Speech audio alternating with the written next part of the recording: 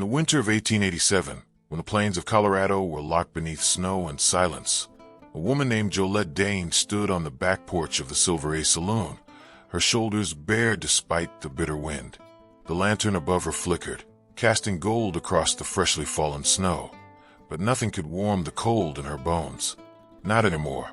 She had learned to stop feeling a long time ago. From the dusty streets to the poker tables, Jolette was known as Velvet Joe, a name whispered between cowhands and railroad men, always with a smile that didn't reach the eyes. She was a saloon girl, but not just any saloon girl.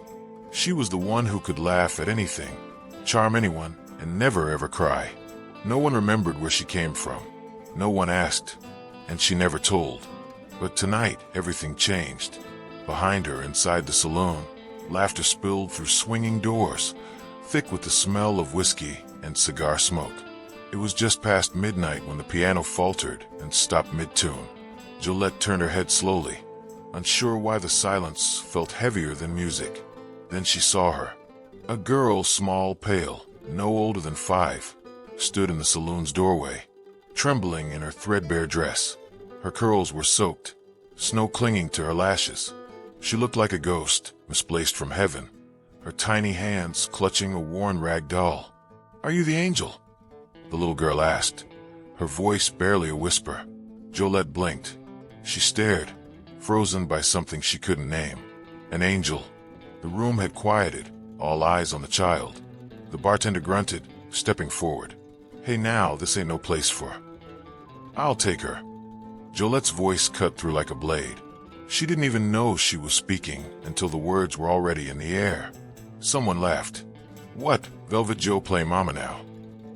But Jolette had already crossed the floor. The little girl's knees buckled and she fell forward. Jolette caught her before she hit the ground. She was burning up. "Where's your mama, honey?" Jolette asked, kneeling. "Did you get lost?" The child only coughed, her eyes fluttering closed. Her skin was too warm for someone so cold. "She came in off the street," a patron said. "Been out there for who knows how long." "Damn shame," muttered the barkeep. "Leave her with the sheriff." Jolette didn't answer. She was already walking, the girl wrapped in her shawl. Out back, she saddled Dusty, her old, stubborn palomino, and climbed up with the girl pressed against her chest. She didn't stop to gather things, didn't stop to explain. It wasn't that Jolette wanted to save her. It was that she didn't know how not to. The cabin was 10 miles out, tucked in the wooded foothills near Miller Creek, and belonged to a retired rancher named Emery Bell. He was quiet, lived alone, and rarely came into town, unless it was to bring sugar for his pie crust or pick up a new book from the traveling merchant.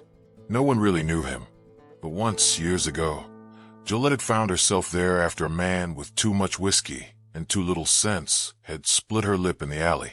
He'd taken her and then fed her, patched her up, said nothing of it.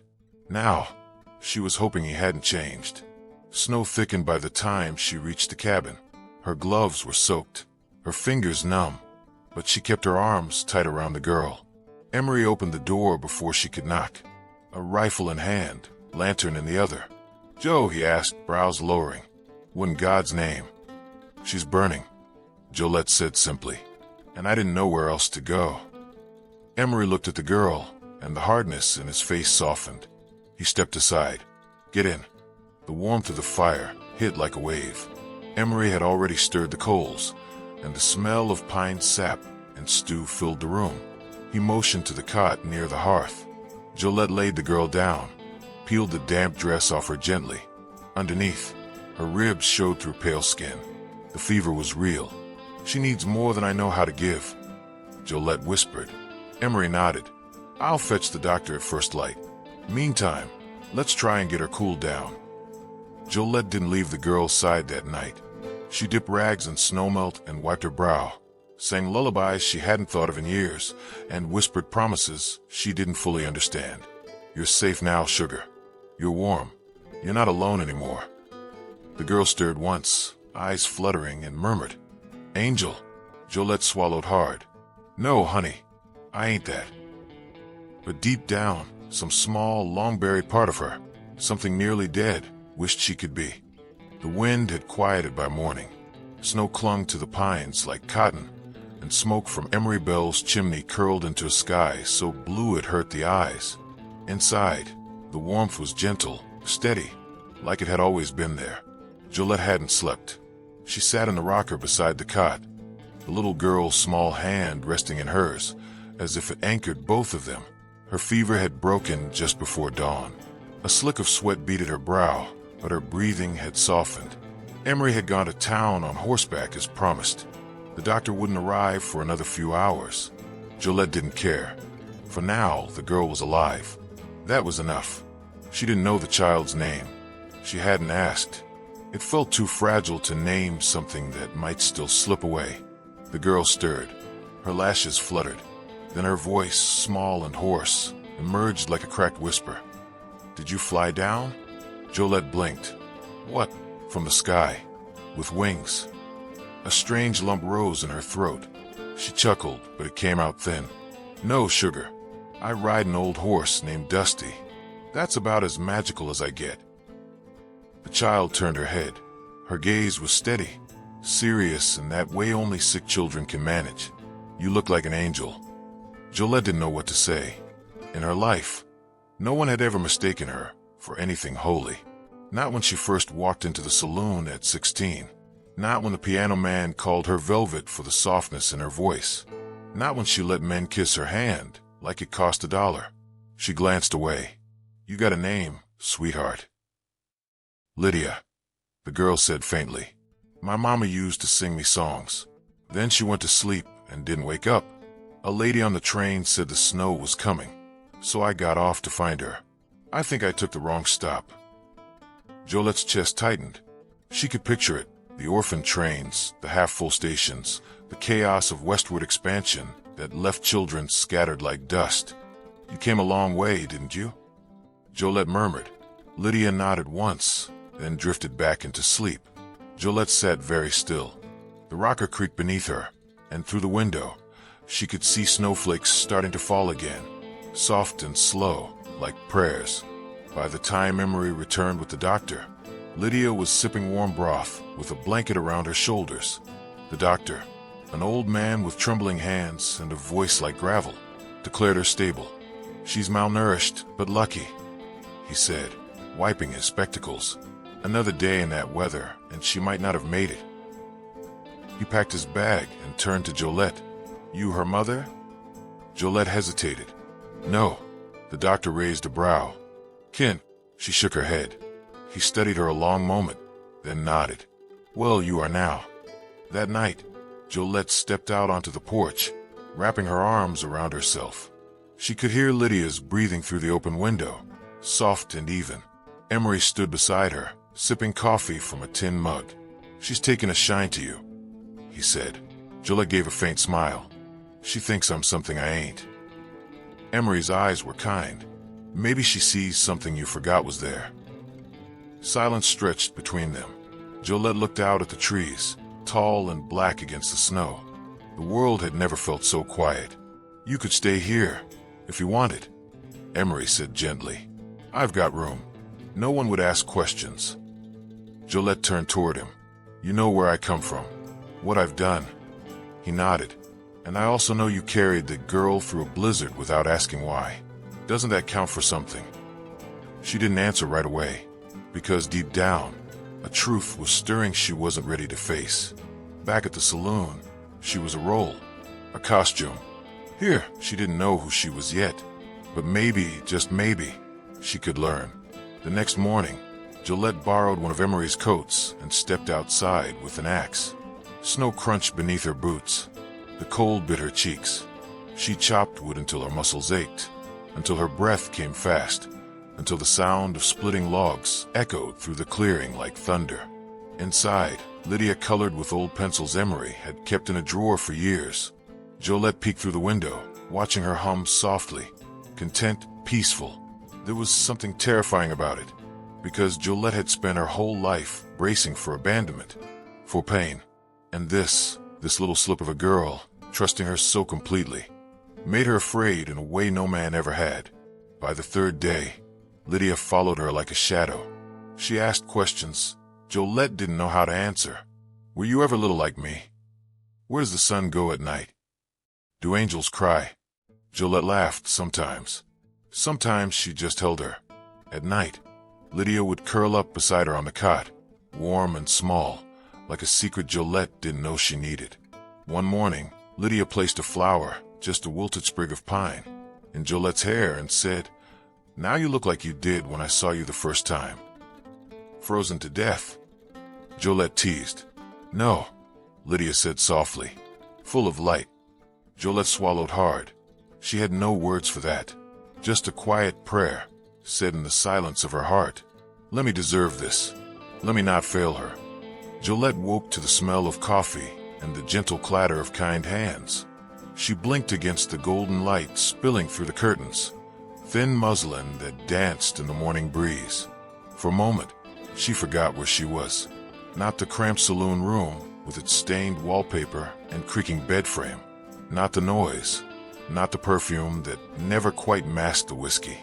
Here it was quiet, clean, the kind of quiet that pressed against your chest and asked questions you weren't ready to answer. She sat up slowly, careful not to wake Lydia, whose breath rose and fell in soft puffs beside her. The child had curled against her like she'd done it all her life, trusting open. It made something ache inside Jolette in a way she didn't have words for. In the kitchen, Emery was pouring water into a wash basin, steam rising. He glanced up as she entered, his usual nod of greeting enough to say you belong here without needing words. Jolette hesitated in the doorway, unsure of herself.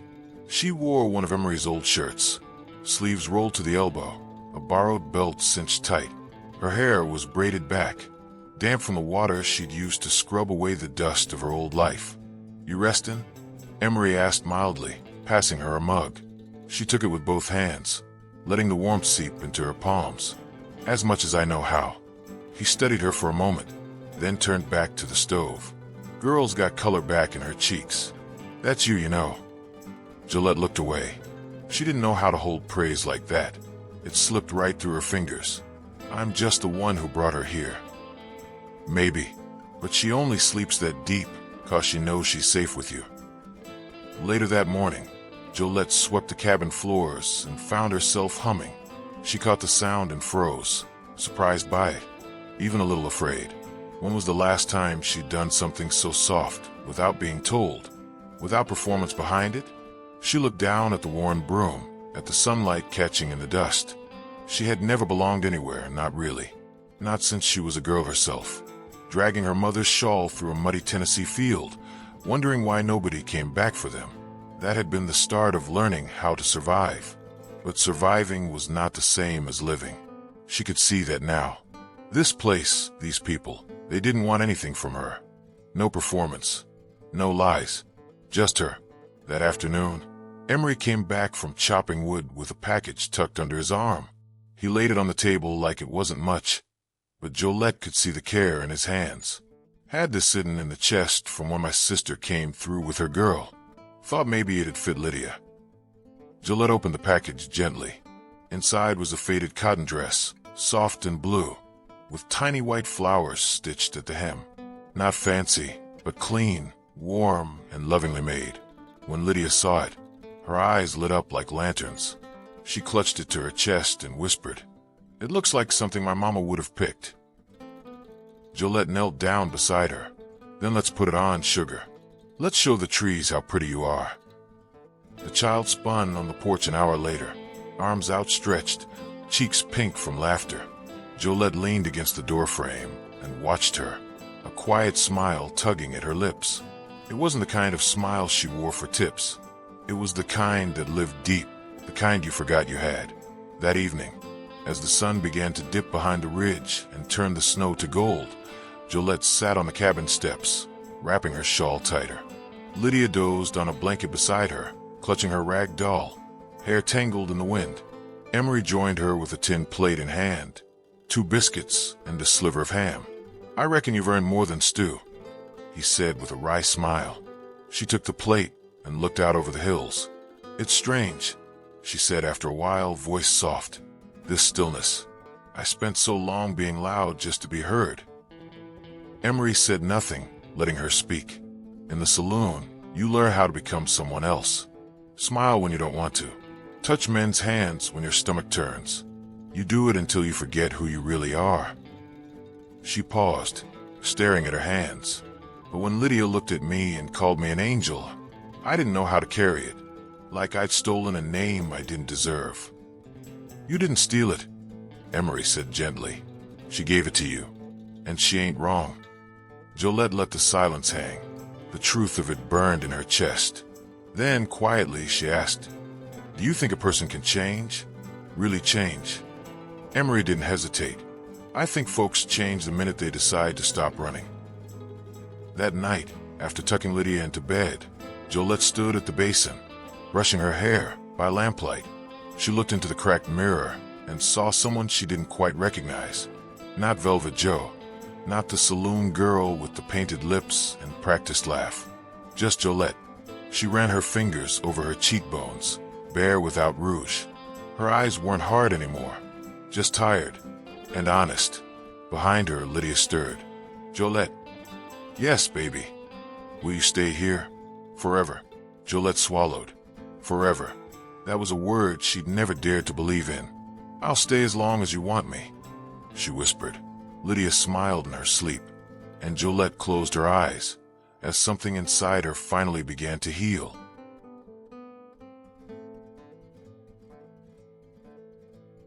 Spring came slow to the mountains that year.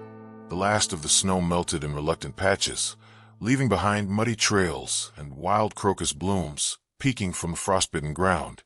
Jolette rose early each morning, sweeping the porch and feeding the hens Emery kept, though he claimed they were more trouble than eggs. Lydia had grown stronger. Her cheeks had color now, her laugh louder and less uncertain. She spent her days trailing Emery through the woods, asking about birds, trees, and every creature that crossed their path. Her hands stayed dirty, her knees bruised, her smile wide. And Jolette, she was changing too. She'd started cooking. Simple meals, yes, but hearty and warm. She mended clothes, learned to chop kindling without nicking her fingers, and even milked the old stubborn goat Emery had mostly given up on.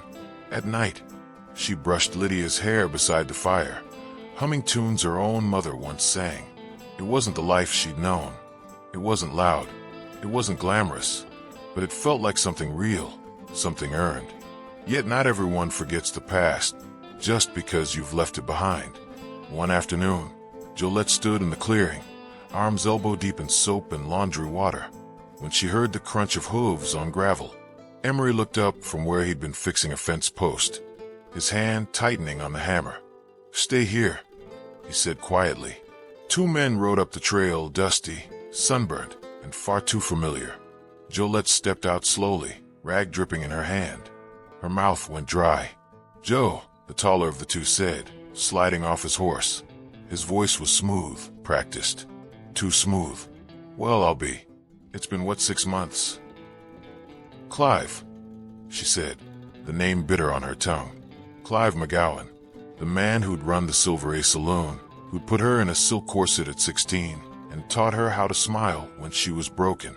He didn't look worse for wear, still had that smug tilt to his head and the shine on his boots. "I heard you'd run off," he said with a grin, looking her up and down. "Didn't figure you'd go this far off the map. What's this, washing linens? Playing house?" Jolette didn't move. Behind her, Lydia peeked through the window, small hands gripping the sill. "Go inside, baby," Jolette said softly, not turning her head. Clive's gaze followed. "Well, I'll be damned. Yours." Jolette's jaw tightened. "What do you want, Clive?" He stepped closer, but Emery took one slow step forward and placed himself between them. He didn't draw his gun. He didn't have to. Clive smirked, holding up his hands. "Relax, cowboy. I just came to check on an old friend. Maybe remind her where she belongs." "I don't belong to you," Jolette said, her voice firm now. "Not anymore." "Oh, Joe," Clive's eyes narrowed, voice still syrupy. "Girls like you don't get to rewrite their stories. You think a cabin and a kid make you somebody new. Don't fool yourself." She took a breath, steady and slow. "I'm not fooling anyone.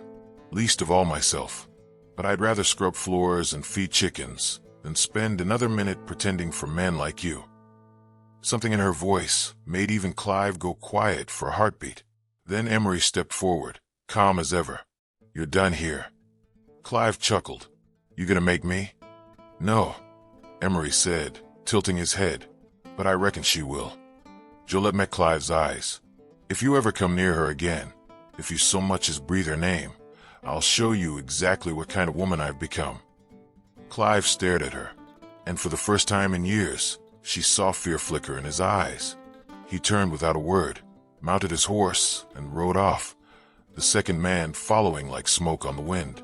That night, Lydia curled up beside Jolette, arms tight around her waist. Was he one of the bad men? She asked sleepily. Jolette kissed the top of her head. He was from a time I don't live in anymore. Lydia was quiet for a long moment. Then she whispered, You're still my angel. Jolette blinked fast. I don't have wings, baby. Lydia yawned. You don't need wings. You have hands that hold me. That's better. Jolette held her long after she'd fallen asleep, her chest aching in that strange, beautiful way healing always did. The next morning, Emery found Jolette on the porch, mending the hem of one of Lydia's dresses. You all right? He asked. She nodded, then looked up. He's not coming back. I know. I was afraid, she admitted, that maybe I wasn't strong enough to be someone different. Emery sat beside her. You don't have to be someone different.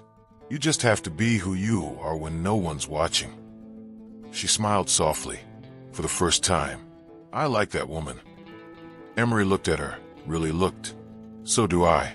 And for the first time in her life, Jolette didn't flinch at the kindness in a man's eyes. She let it in. Summer crept over the valley with slow, golden hands. The creek behind Emery's cabin ran fuller now, fed by melted snow from the mountains, and the wildflowers grew in tangled bursts along the fence lines. Lydia picked them by the armful, daisies, columbine, and Indian paintbrush, declaring each bouquet for Jolette, the cabin angel. Jolette smiled when she said it, even as something in her chest ached.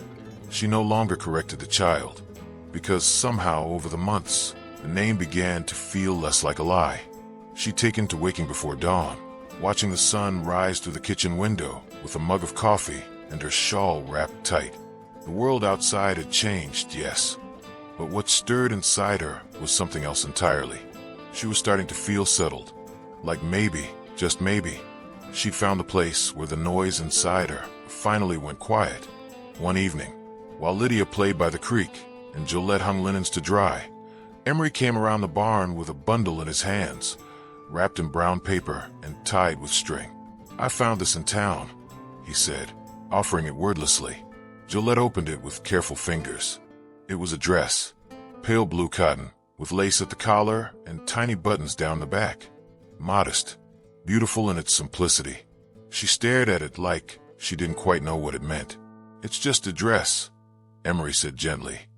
But I thought maybe if you ever wanted to come to Sunday service, or just have something that's yours. Jolette's throat went tight. She traced the fabric with her fingers, the soft stitching.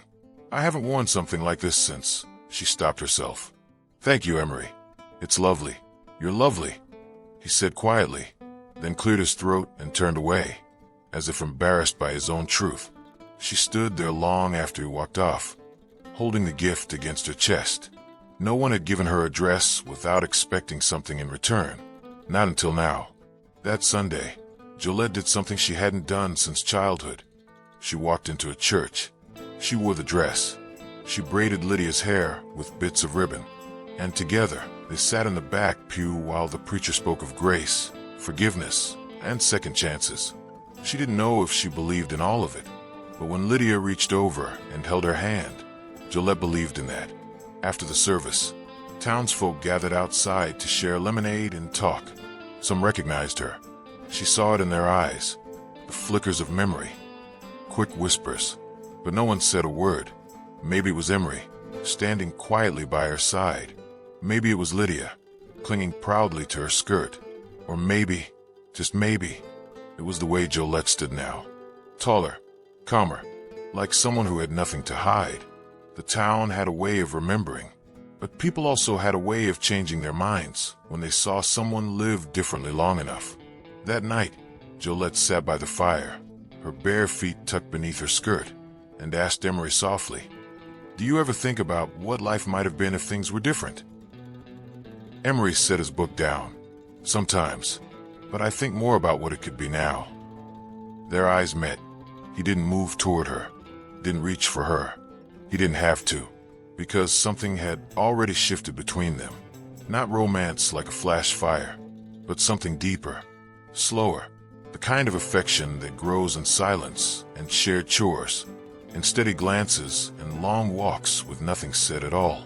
Jolette smiled faintly. "I think about it too." One afternoon, as the sun dipped low, Lydia ran into the house with a letter clutched in her hand. "It has your name on it," she cried, breathless with excitement. Jolette turned it over slowly. Her heart dropped when she saw the handwriting. Clive McGowan. She read it alone, standing by the back fence, the letter shaking in her hands.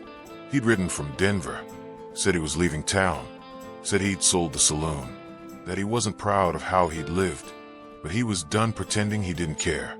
"You were always more than that place, Joe. I see it now. Maybe too late, but I do."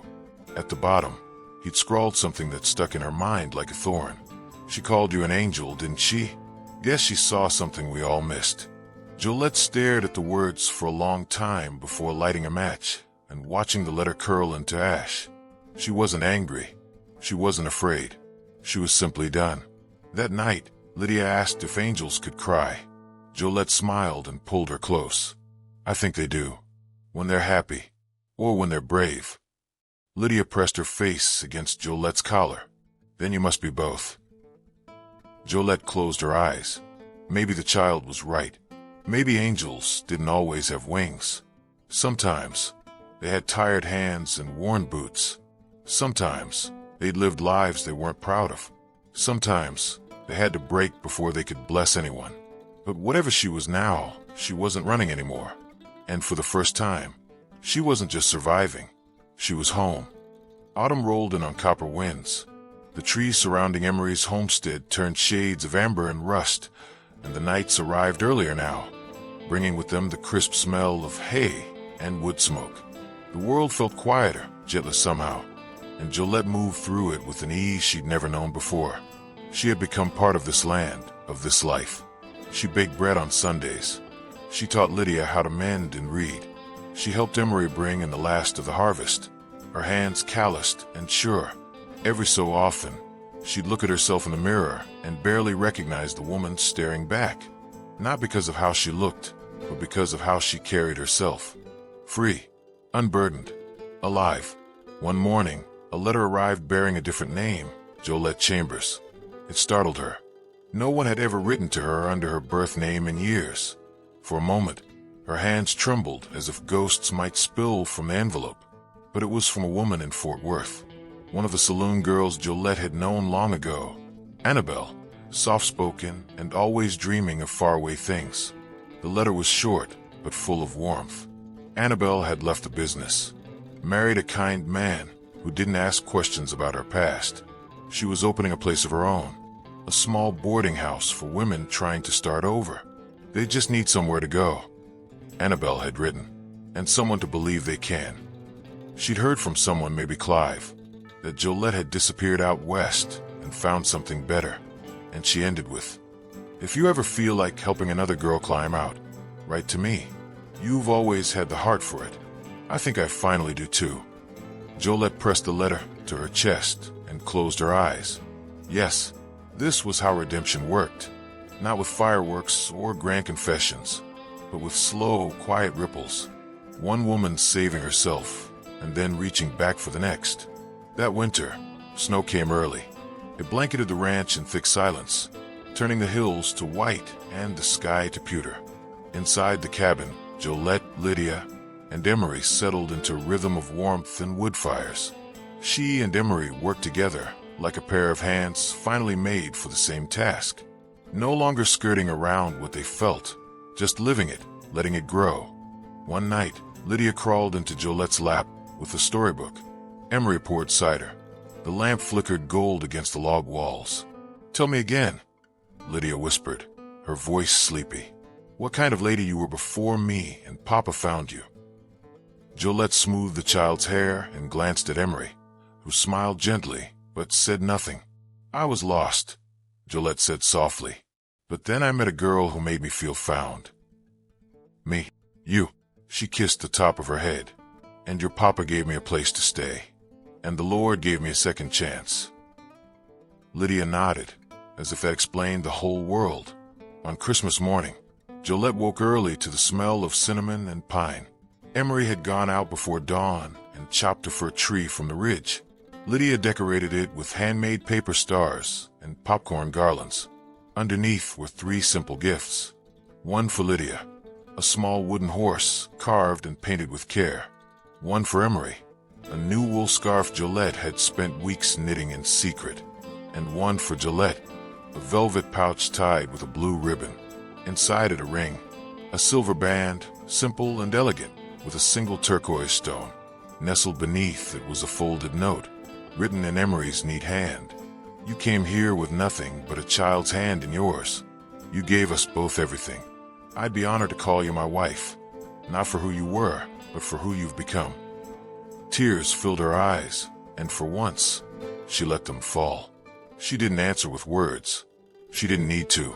She walked straight to him, took his hand in hers, and kissed him like the past no longer held her. Because it didn't. The townsfolk gathered in spring for the wedding. It wasn't grand, just wildflowers in mason jars, Lydia holding Jolette's bouquet, and the preacher from town reading vows beneath the open sky. Jolette wore a white dress that Emery's sister had sewn. Her hair was pinned up with bits of baby's breath, her eyes brighter than any day before. No one whispered anymore. No one pointed fingers. They watched instead, with quiet awe, as the woman once known only as that saloon girl became something else entirely. A mother, a wife, a woman redeemed. Later, at the edge of the meadow, Jolette stood alone, watching the sun dip low. She thought of the brothel, of Clive, of Annabelle, of girls who still waited in velvet rooms for men who'd never loved them. She said a prayer for each of them. Then, Lydia's laughter rang through the trees, and Emery called her name, and Jolette turned toward the life she had built, step by painful step. She would never forget where she came from, but it no longer defined her. Her redemption hadn't come in a single moment, but in 1,000 quiet ones. And somewhere between the dust and the dawn, the shame and the silence, she had written her own ending. One where the saloon girl didn't just survive, she lived.